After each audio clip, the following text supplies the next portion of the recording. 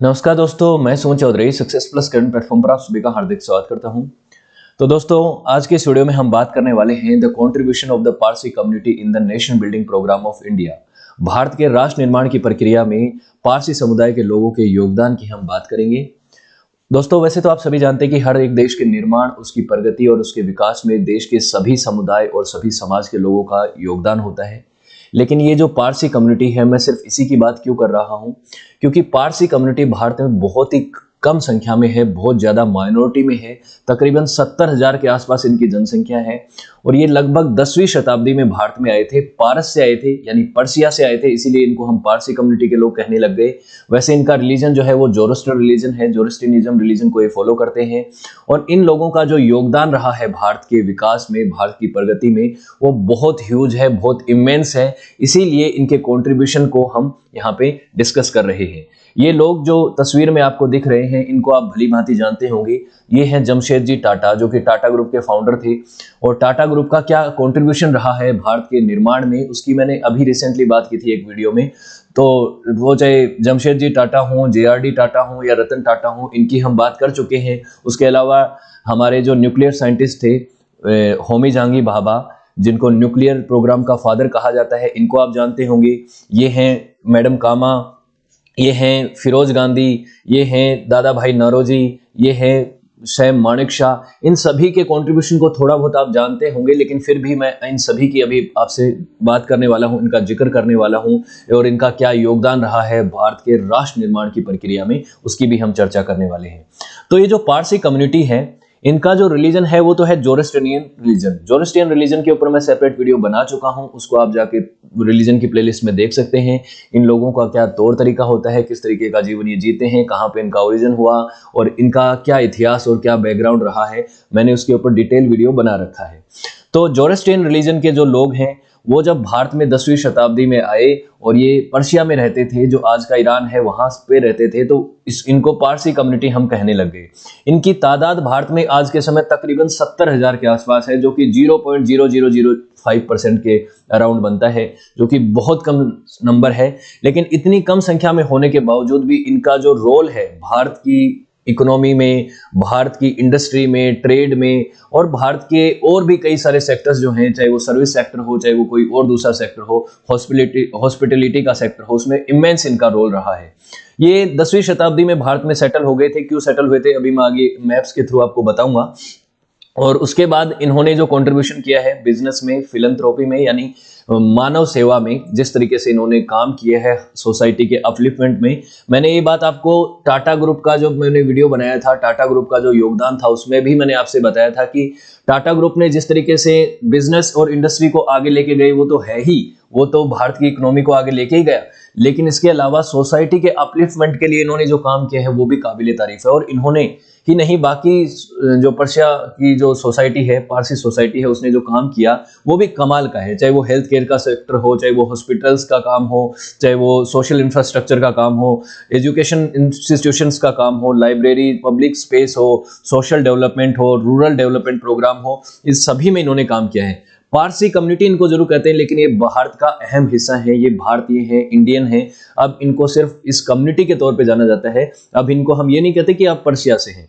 तो ये लोग जो हैं तकरीबन 10वीं शताब्दी के अराउंड यहाँ से, पर्शिया से भारत की तरफ भाग के आए थे, क्योंकि इनका यहाँ पे परसिक्यूशन हो रहा था। ईरान के अंदर अब जो है इस्लामिक रूल इस्टेब्लिश हो चुका था इस दौर में, तो उसके बाद जो है ये लोग यहाँ पे आके सेटल डाउन हो गए। लेकिन क्या इतिहास में हमेशा से ये लोग ऐसे ही थे, इतने कमजोर थे कि इनको भाग के आना पड़ा? ऐसा नहीं है।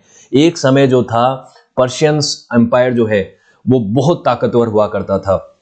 आपको मैंने पर्शियन एम्पायर का जो है एक पूरा इतिहास पढ़ा रखा है, पर्शियन एम्पायर किस तरह से काम करता था। एक समय पे दुनिया का सबसे ताकतवर साम्राज्य ये हुआ करता था। और ये जो आपको वॉलेट कलर में जो मैप दिख रहा है, ये पर्शियन एम्पायर हुआ करता था। ये पर्शियन एम्पायर जो है ये इतना बड़ा था कि आप देख सकते हैं कि भारत से लेके यहाँ पे हिंदू कुश की पहाड़ियों से लेके मेडिटेरियन सी तक इसका साम्राज्य हुआ करता था। और इसके बाद यहाँ पे सीधा जो ग्रीक अंपायर है वो आया करता था, और ग्रीक अंपायर और इस पर्शियन अंपायर के बीच में कट्टर दुश्मनी चलती रहती थी, और कई बार तो ग्रीक्स को इन्होंने हराया है। आगे चल के जो है पर्शियन जो है वो धीरे धीरे कमजोर हुए। उसके बाद जब अलेक्जेंडर ने पर्शिया को जीता तब ये साम्राज्य खत्म हुआ। फिर अलेक्जेंडर ने, आप जानते हैं कि जिसको विश्व विजेता कहा जाता है, हालांकि उसने पूरी दुनिया को नहीं जीता था, लेकिन वो जहां तक पहुंच सकता था वहां तक जाके उसने अपनी जीत हासिल करी थी। वो भी भारत तक पहुंचा था, हिंदू कुश की पहाड़ियों से आते हुए उसने बैटल ऑफ हाइडस्पीस में लड़ाई लड़ी थी। तो ये वो सिकंदर की बात है, अलेक्जेंडर द ग्रेट जिसको कहा जाता है वेस्टर्न वर्ल्ड में। भारत में इसको विश्व विजेता सिकंदर महान कहा जाता है, तो इसको महान का टाइटल दिया गया था। तो ये मैसिडोनिया से आके इसने पर्शिया को फतेह किया था। तो यहाँ पे जोरस्ट्रियन लोग जो थे वो हार गए, पर्शिया जो है वो हार गया। अब जोरस्ट्रियन रिलीजन जो है वो अभी भी यहाँ पे चल रहा था, और जोरस्ट्रियन रिलीजन को सिकंदर ने पूरी तरह से खत्म नहीं किया। हालांकि सिकंदर के यहाँ पे जो रिलीजन चलता था वो अलग रिलीजन था, वो ग्रेको रिलीजन था।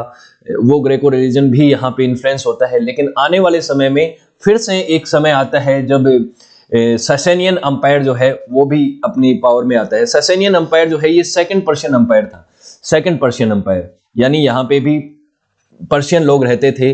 और पर्शियन सेकंड पर्शियन अंपायर, क्योंकि ये जोरस्ट्रियन रिलीजन को मानते थे, जोरस्ट्रियन रिलीजन को ये मानते थे, तो इसके ऊपर भी मैंने सेपरेट वीडियो बना रखा है, ये भी आप जाके दे सकते हैं। लेकिन ये ससेनियन अंपायर जब अपने डिक्लाइन पे आया और यहाँ पे राशिदुन कैलिफेट जो है वो आ चुकी थी, यानी प्रॉफिट मोहम्मद के बाद राशिदुन कैलिफेट जहाँ पे 4 खलीफाओं ने रूल किया था, उसके बाद धीरे धीरे यहाँ पे भी इन लोगों का इन्होंने अटैक करने शुरू कर दिया, और ये ससेनियन अंपायर भी कमजोर होता चला गया, बेजेंटाइन भी कमजोर होता चला गया।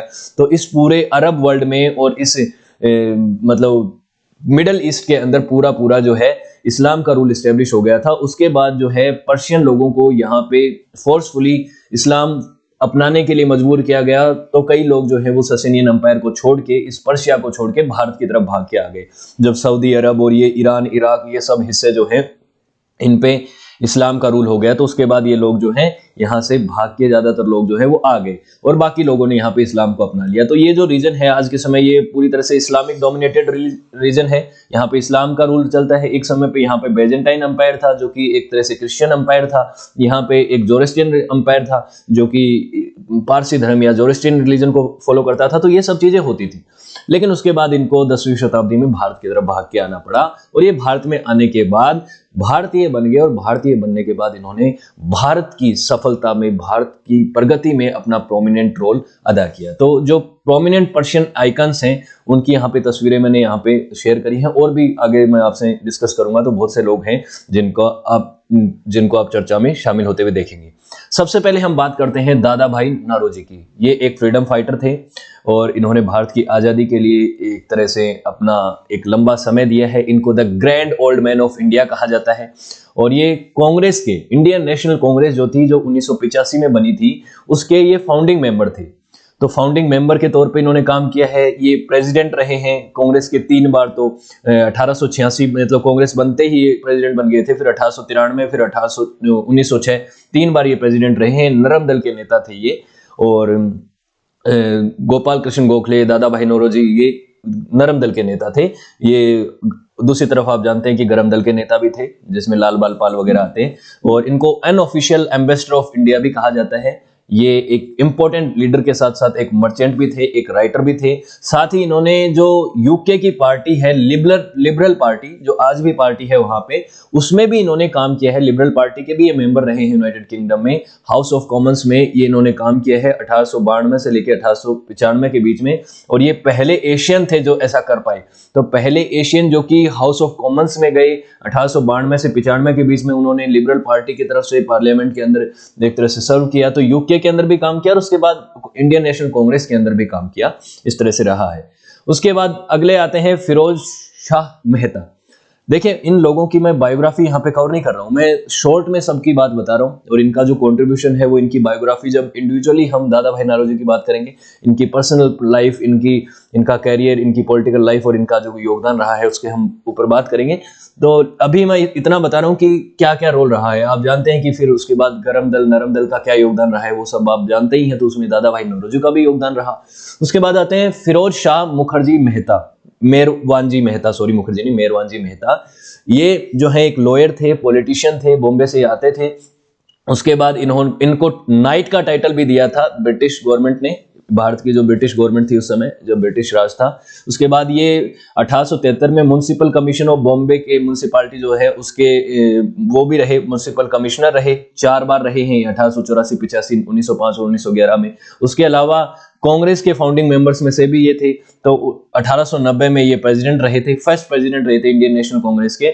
उसके बाद ये जब मतलब जो इलेक्टेड जो कांग्रेस मेंबरशिप थी उसमें थे, उससे पहले ये तो हमारे दादा भाई नौरोजी और ये तो रहे ही थे। उसके बाद आगे चल के भिखाजी कामा की हम बात करते हैं। 2 सितंबर 1861 को भिखाजी कामा जो है वो एक पारसी फैमिली में पैदा होती हैं। इनकी फैमिली बहुत प्रॉस्परस थी, अच्छी फैमिली थी, उनके पास पैसा था, सब कुछ था, लेकिन इसके बावजूद भी इन्होंने उस फैमिली बिजनेस को ना ज्वाइन करते हुए भारत के फ्रीडम स्ट्रगल को ज्वाइन किया। ये बहुत प्रभावित थी भारत के नेशनलिस्ट मूवमेंट से और ये भारत को आज़ाद होता हुआ देखना चाहती थी, इसलिए इन्होंने भारत के फ्रीडम स्ट्रगल को ज्वाइन किया। इनके पिता जो थे सोराबजी रामजी पटेल, और इनकी वो एक बहुत वेल नोन मर्चेंट थे, एक्टिव बिजनेसमैन थे। इन्होंने एजुकेशन के फील्ड में और बॉम्बे के अंदर लोगों की सेवा में, सर्विस में काफ़ी काम किया है। काफ़ी सारे इनके फिलैंथ्रोपिक वो थे, संगठन थे। उसके अलावा भिखाजी कामा जो हैं, इन्होंने आगे चल के, इनको लैंग्वेजेस आती थी, अलग अलग भाषाएं जानती थी, इसीलिए ये देश भर में मतलब अपनी लैंग्वेज का इस्तेमाल करके नई नई चीज़ें सीख के लोगों तक पहुंचाना चाहती थी। इन्होंने अपनी वीकली मैगजीन शुरू करी थी ताकि इंडियन रिवॉल्यूशनरीज को जो है वो मतलब हर एक इंफॉर्मेशन पहुंच सके कि कहाँ पे क्या क्या हो रहा है। तो इनकी जो वीकली मैगजीन है उसको बैन कर दिया गया था इंडिया और ब्रिटेन में, लेकिन इसके बावजूद भी इन्होंने रिवॉल्यूशनरीज की मदद करी। ये हर तरीके की मदद के लिए तैयार थी, असिस्ट करने के लिए रिवॉल्यूशनरीज को तैयार थी, चाहे वो इनको रिवॉल्यूशनरीज को पैसा चाहिए हो, चाहे मटेरियल चाहिए हो, चाहे कोई आइडिया चाहिए हो, ये हमेशा उसमें मदद करने के लिए तैयार थी। इनके काफ़ी एफर्ट रहे, इंडिया को आज़ादी दिलाने में इन्होंने काफ़ी एफर्ट्स करे, तो ये एक इम्पोर्टेंट फ्रीडम फाइटर थी। उसके बाद आती है बात फिरोज गांधी की। फिरोज गांधी जो हैं, देखिए ये इंदिरा गांधी के हस्बैंड थे, मतलब अभी राहुल गांधी जो है उनके दादा थे। और इनके ऊपर मैंने एक सेपरेट वीडियो भी बनाया था कि ये कौन थे। कई लोग जो कहते हैं कि ये एक मुस्लिम थे, लेकिन ये मुस्लिम नहीं थे। ये कौन थे? ये एक पारसी थे। इनका जो सरनेम है वो गांधी नहीं था। ये जो गांधी इस्तेमाल करते हैं ये गांधी नहीं था, एक्चुअल में फिरोज जहांगीर गांधी ये इनको बोला जाता था। तो डी के बाद जो है ये स्पेलिंग इसकी क्या होती थी? GHANDY ये होता था, गांधी। ये जो है सरनेम, ये एक पर्शियन नेम है।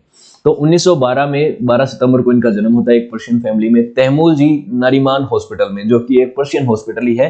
तहमूल जी ने शुरू किया था, वो भी एक इंपॉर्टेंट प्रोमिनेंट फिगर है पर्शियन सोसाइटी के, पारसी सोसाइटी के, पर्शियन नहीं पारसी सोसाइटी, मैं बोल देता हूँ बीच बीच में, तो माफी चाहूंगा उसके लिए। इनके पिता का नाम था जहांगीर फॉरडून। तो कई लोग कहते हैं कि जहांगीर खान था, जहांगीर खान नहीं, जहांगीर फॉरडून गांधी था।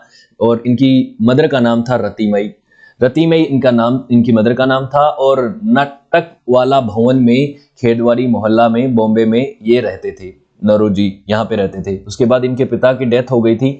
इनके पिता हालांकि मरीन इंजीनियर थे पहले किल नेक्सन में, उसके बाद इनको प्रमोट करके वारंट इंजीनियर बना दिया गया था। लेकिन इनके पिता की मृत्यु के बाद इनका परिवार जो है वो बॉम्बे में शिफ्ट हो गया था। उसके बाद ये फ्रीडम स्ट्रगल में पार्टिसिपेट करते हैं। साल 1930 की जो अंदर जो कांग्रेस की एक यंग यूथ विंग शुरू होती है, वानर सेना, उस वानर सेना का ये पार्ट बनते हैं। उसी दौरान इनकी मुलाकात जो है कमला नेहरू और उनकी बेटी इंदिरा नेहरू से होती है, जो इंदिरा गांधी जो बाद में इंदिरा गांधी बनती है इनकी वाइफ बनने के बाद। तो इंदिरा नेहरू थी उस समय तक, उनकी शादी नहीं हुई थी। नेहरू जी की बेटी थी, वो पहले प्रधानमंत्री की बेटी थी। तो उनसे इनकी मुलाकात होती है, उसके बाद उनसे इनका लव अफेयर होता है और उसके बाद ये शादी भी करते हैं। लेकिन बात ये आती है कि गांधी से गांधी कैसे बने, क्योंकि महात्मा गांधी को काफी ये मानते थे, महात्मा गांधी से इंस्पायर्ड थे। तो इन्होंने अपना सरनेम की जो स्पेलिंग है गांधी से गांधी कर ली, गांधी से गांधी कर ली। इसीलिए इनका जो है आज सरनेम जो है गांधी परिवार बनाई, जो राजीव गांधी, इंदिरा गांधी और अभी ये जो है अगली गांधी परिवार जो अगला चल रहा है अभी, राहुल गांधी, प्रियंका गांधी। ये गांधी जो है शब्द इस्तेमाल क्यों कर पा रहे हैं? क्योंकि फिरोज गांधी ने अपना सरनेम जो है वो बदल के गांधी कर लिया था, गांधी से गांधी कर लिया था। तो वैसे देखा जाए, अब कई लोग ये कहते हैं कि वो ये क्यों करते हैं, अपने आप को हिंदू क्यों बताते हैं, ये क्यों बताते हैं, वो उनका मसला है, मुझे उससे कोई लेना देना नहीं है। लेकिन मेरा ये है कहने का कि फिरोज गांधी जो है वो गांधी थे, वो पर्शियन थे और पारसी थे वो, और उन्होंने नाम चेंज करके अपना गांधी किया था। अब क्यों किया था? इससे देखो राजनीतिक फायदे भी मिलते हैं, और ये फायदा मिलने के लिए इस पर्पज से उन्होंने किया था, या फिर ट्रूली इंस्पायर्ड होके किया था, ये था। अब फिरोज गांधी आगे चल के पार्टिसिपेट करते हैं फ्रीडम स्ट्रगल में, और फ्रीडम स्ट्रगल में पार्टिसिपेट करने के दौरान 1930 में उनको जेल भी हुई थी, और जेल में वो लाल बहादुर शास्त्री जी के साथ में जेल में गए थे। इलाहाबाद डिस्ट्रिक्ट में, इलाहाबाद में इनको हुआ था। उसके बाद आगे चल के जेल 19 मंथ की इनको जेल हुई थी, 19 महीने की यहाँ पे जेल रही थी। लेकिन उसके बाद जेल से जब रिलीज हुए तो उसके बाद इन्होंने एक और मूवमेंट में पार्टिसिपेट किया, अग्रेरियन नॉन रेंट कैंपेन में इन्होंने पार्टिसिपेट किया था यूनाइटेड प्रोविंस में, जो आज उत्तर प्रदेश है वहां पे। तो उसके बाद इनको 1932 और 1933 में 2 बार और जेल हुई थी। तो ये सब चीजें रही। उसके बाद इनकी शादी हुई, हालांकि इनके घर वाले जो है, मतलब स्पेशली नेहरू जी जो हैं, वो ज्यादा सहमत नहीं थे इनसे शादी के मामले में, इंदिरा गांधी से, लेकिन उन्होंने शादी कर ली। और शादी करने के बाद ये मेंबर ऑफ पार्लियामेंट भी रहे हैं, लोकसभा के पार्ट रहे हैं। उसके पहले 1950 और 52 के बीच में ये प्रोविंशियल पार्लियामेंट के भी पार्ट रहे हैं। उसके बाद इन्होंने शादी की, तो उसकी तस्वीरें हैं कुछ यहाँ पे, किस तरह से शादी की। कुछ लोग कहते हैं कि इंदिरा ने इस्लाम को कबूल लिया था, ये इस्लाम को मानते हैं। कई सारी तरीके की फेक न्यूज देखिए आती हैं। लेकिन जब कोर्ट में 1984 में एक वेडिंग फोटोग्राफ को इस्तेमाल किया गया कि आपकी सेरेमनी की फोटो मतलब एक तरह से दिखाई गई, तो इन्होंने बताया कि आनंद भवन में 26 मार्च 1942 को उनकी शादी हुई थी। 1984 में इन्होंने कोर्ट में इस्तेमाल करी थी ये फोटो, 1984 में बहुत बाद। तो हिंदू कल्चर से, सेरेमनी से इन्होंने शादी करी थी, ऐसा इन्होंने फोटो में यहाँ पे रिप्रेजेंट किया, दिखाया है। और पारसी रिचुअल या किसी और दूसरे रिचुअल से शादी नहीं हुई, ये 1942 की बात है, तब इन्होंने शादी करी थी। और ये इनकी कुछ तस्वीरें हैं जो उसमें दिखाई गई थी। तो पारसी परिवार से आते थे, इंदिरा हिंदू ब्राह्मण फैमिली से आती थी, दोनों ने शादी करी और यहाँ पे हिंदू सेरेमनी से इन्होंने शादी करी है, ये इनका था। लेकिन ये पारसी थे और फ्रीडम स्ट्रगल में एक योगदान रहा है इनका। और हालांकि इनके जो संबंध है उनके ऊपर मैंने वीडियो जो बताया था, मैंने उसमें भी बताया है कि नेहरू जी के साथ भी इनके कुछ खटास वाले रिलेशंस रहे हैं। इन्होंने कुछ चीज़ें ऐसी जो हैं, कुछ करप्शन और उन चीज़ों को उजागर भी किया था पार्लियामेंट के अंदर। तो ये सब चीज़ें रही हैं। अब अगली बात करते हैं डॉक्टर होमी जहांगीर भाभा की, जो एक बहुत ही महान वैज्ञानिक रहे हैं भारत के, और ये पारसी फैमिली से आते हैं, इंडस्ट्रियल पारसी फैमिली से बिलोंग करते थे। तो होमी जहांगीर भाभा जो हैं, उनको भारत की न्यूक्लियर प्रोग्राम का father of Indian nuclear programme इनको कहा जाता है।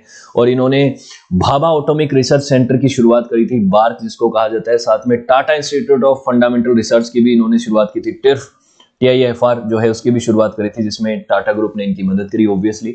तो ये दोनों बहुत ही इंपॉर्टेंट रिसर्च सेंटर हैं, आज भी हैं, और आज भी यहाँ पे बहुत ज़्यादा वो होती है, एक तरह से रिसर्च होती है, स्पेशली न्यूक्लियर प्रोग्राम्स के ऊपर। इनको पद्म भूषण का पुरस्कार दिया गया 1954 में। उसके बाद ये 1955 में the United nation conference of peaceful use of atomic energy के इन्होंने प्रेसिडेंट किया था, उसको प्रेसाइड किया था कि न्यूक्लियर एनर्जी का इस्तेमाल पीसफुल काम के लिए होना चाहिए, उसका जो है वॉर के लिए इस्तेमाल नहीं होना चाहिए। और ये वो व्यक्ति थे जिन्होंने एक तरह से आधारशिला रखी भारत के न्यूक्लियर प्रोग्राम की। उसके बाद भारत न्यूक्लियर पावर कंट्री तो आप जानते हैं कि 1998 में बना है, जब हमने पोखरण 2 का जब टेस्ट किया था सक्सेसफुली। लेकिन उससे पहले ऑपरेशन स्माइलिंग बुद्धा और इन सभी का प्लान जो है इन्होंने कर दिया था। और इनकी जो डेथ हुई थी, एक एक्सीडेंट बताया जाता है जिसमें हवाई जहाज में एक्सीडेंट हो गया था, लेकिन उसके ऊपर भी कई कॉन्स्पिरेसी थ्योरी हैं कि इनकी डेथ जो है वो CIA ने करवाई, उन्होंने इनकी हत्या करवाई थी, वो एक्सीडेंट करवाया था, क्योंकि वो नहीं चाहते थे कि भारत जो है एक न्यूक्लियर पावर कंट्री जल्दी बन जाए।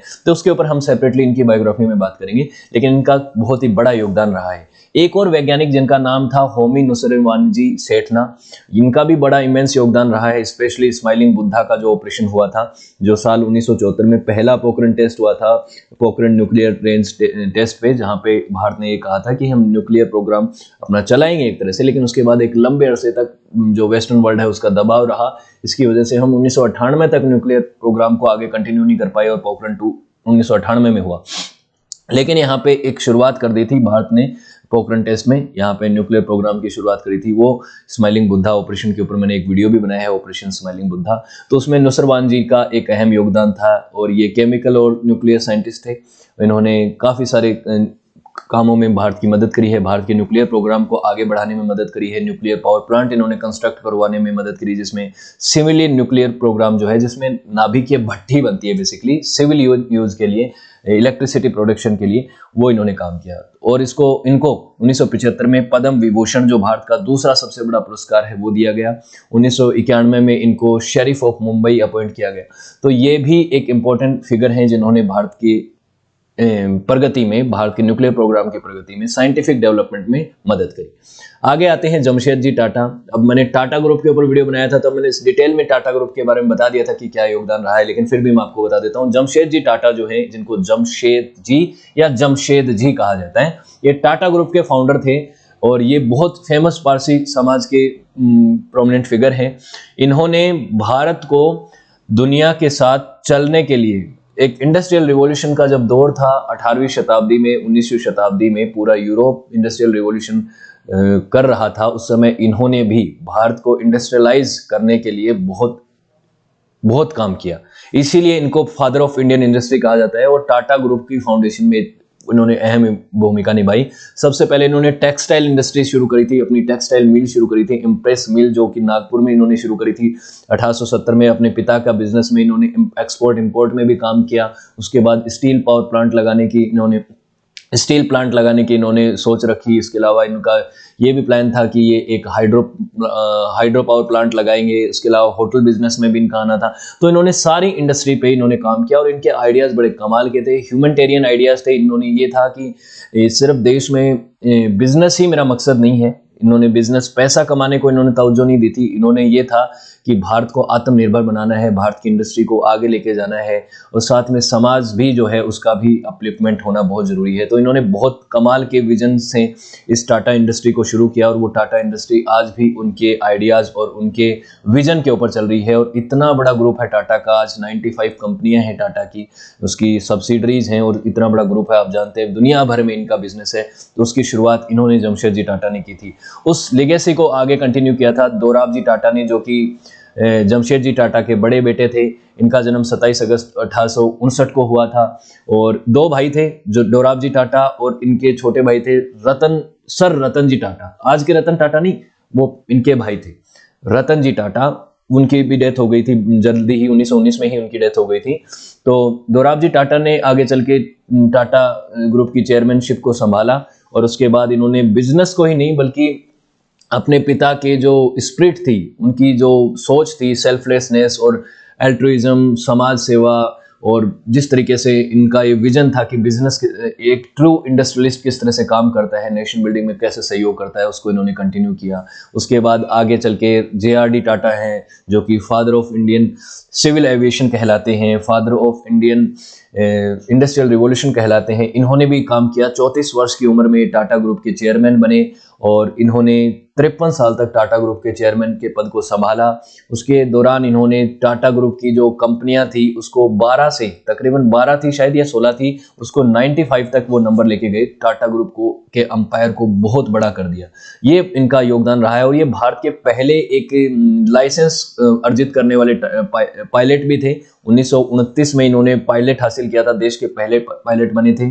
और ये जो है, इनके पिता जो थे वो रतन दादोबाई टाटा थे और इनकी वाइफ जो थी सुजैने बेरिने, उनसे इनका जन्म हुआ था। रतन दादाबाई और सुजाने से इनका जन्म हुआ था। इनका ये जो लालन पालन है ये फ्रांस में हुआ था। फ्रांस में ये रहे थे, वहीं पे इन्होंने हवाई जहाज उड़ाना सीखा। वहीं से इन्होंने ये आइडिया लिया कि इनको हवाई जहाज उड़ाना बहुत पसंद था, तो इसीलिए इन्होंने आगे चल के भारत की पहली एयरलाइंस शुरू करी, टाटा एयरलाइंस, जो आगे चल के एयर इंडिया बनी। उसको इन्होंने उड़ाया। उसके लिए सबसे पहले वो मेल एक्सप्रेस की तरह काम करती थी, मेल चलता था उसमें। और उसके बाद 1938 में वो सिविलियन यूज के लिए भी इस्तेमाल की जाने लग गई और उसमें जो है यात्री जो है वो इधर से उधर ट्रेवल करने लग गए। तो वो भी इनका योगदान रहा। उसके दौरान इन्होंने टाटा कंसल्टेंसी 1968 में शुरू करी। टाटा मोटर्स की शुरुआत कर दी थी 1945 के आसपास। उसके अलावा सिविल इंडस्ट्रीज, टाइटन इंडस्ट्रीज को शुरू किया। Tata salt, Tata Voltas, air India, ये सभी जो है, एयर इंडिया मतलब उस समय तो टाटा एयरलाइंस थी, उसकी शुरुआत इन्होंने करी और टाटा ग्रुप को इमेंस ग्रुप बना दिया। उसके बाद इनको 1983 में French legion of honour award दिया गया, बहुत बड़ा फ्रांस का अवार्ड है ये।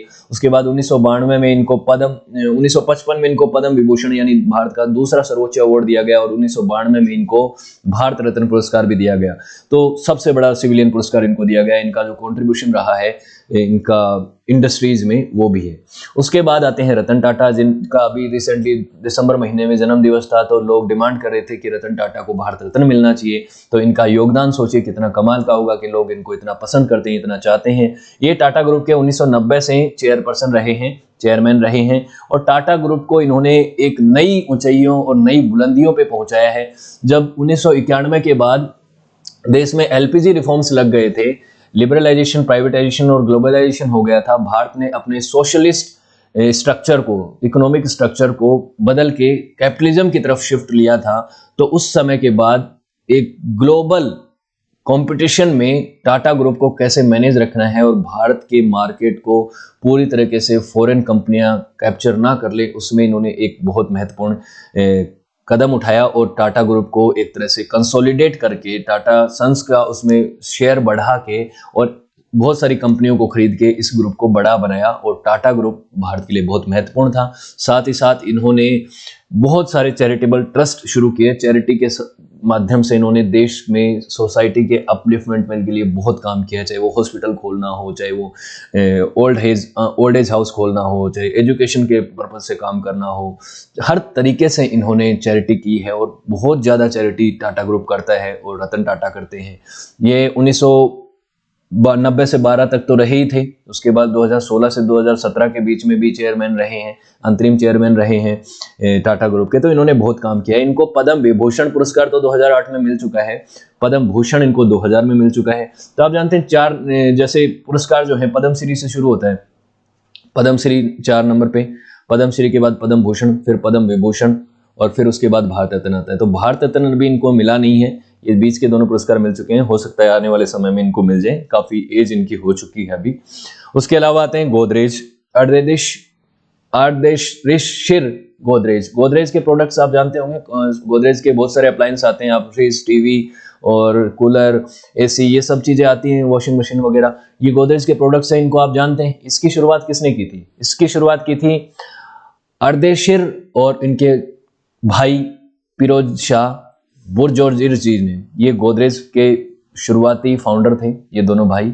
ये पारसी फैमिली से बिलोंग करते थे, ओबियसली जोरास्ट्रियन थे। 1868 में इन्होंने इसकी शुरुआत करी थी और 1857 की क्रांति के बाद आप जानते हैं, मैंने आपको बताया भी था कल के ही वीडियो में कि 1857 की क्रांति के बाद जब ब्रिटिश ईस्ट इंडिया कंपनी जो है, ईस्ट इंडिया कंपनी हट गई, ईस्ट इंडिया कंपनी के बाद जब ब्रिटिश राज आया, डायरेक्टली ब्रिटेन की महारानी यहाँ पे रूल करी थी। उसके बाद भारतीयों को परमिशन मिली, भारतीयों को इस चीज का एक्सेस मिला कि आप जाके भी अपना बिजनेस कर सकते हैं। तब ये बड़े बड़े बिजनेसमैन आए थे, जमशेदजी टाटा और गोदरेज जैसे लोग। ये एक लॉ स्टूडेंट थे और ये फाइनेंशियली स्ट्रॉन्ग थे। ये चाहते तो एक लॉ में अच्छा कुछ अचीव कर सकते थे, लेकिन इन्होंने ये सोचा कि मैं यहाँ से बाहर रह के नहीं करूँगा अपना काम। ये भारत वापस लौट के आए और भारत में आने के बाद इन्होंने अपना काम शुरू किया। इन्होंने सबसे पहले तो एक केमिस्ट की शॉप में असिस्टेंट के तौर पे काम किया, लेकिन उसके बाद इनका इंटरेस्ट सर्जिकल इंस्ट्रूमेंट के मैन्युफैक्चरिंग में आया और सर्जिकल इंस्ट्रूमेंट्स जो हैं उन्होंने ये बनाने शुरू कर दिए। ये पहला बिजनेस था इनका। उसके बाद इन्होंने गोदरेज कंपनी की शुरुआत करी और गोदरेज के अप्लायंस आप जानते हैं बहुत ही पॉपुलर हैं और काफ़ी अच्छी कंपनी मानी जाती है। उस समय से 19वीं सेंचुरी से चल रही है, इसमें भी एक बड़ा योगदान रहा है इनका। अब आते हैं field marshal Sam Manekshaw. Bharat में 2 ही फील्ड मार्शल हुए हैं। पहले ये थे फील्ड मार्शल सैम मानेकशॉ को फील्ड मार्शल का टाइटल दिया गया था। 1971 की इंडिया पाकिस्तान की जंग में इन्होंने अहम योगदान निभाया था। इनको सैम द ब्रेव या सैम बहादुर के नाम से भी जाना जाता था। तो ये इनका योगदान रहा है। 1971 की जो जंग थी पाकिस्तान के साथ हमारी, जिसमें हमने बांग्लादेश को आज़ाद कराया था, बांग्लादेश लिबरेशन वॉर भी जिसको कहा जाता है, वो बहुत महत्वपूर्ण थी क्योंकि भारत नहीं चाहता था कि भारत के दोनों तरफ पाकिस्तान रहे, एक ईस्ट में भी और वेस्ट में भी। और अब बांग्लादेश के लोग भी खुश नहीं थे, वो भी बिल्कुल नहीं चाहते थे कि बांग्लादेश के ऊपर जो है ईस्ट पाकिस्तान का कंट्रोल रहे।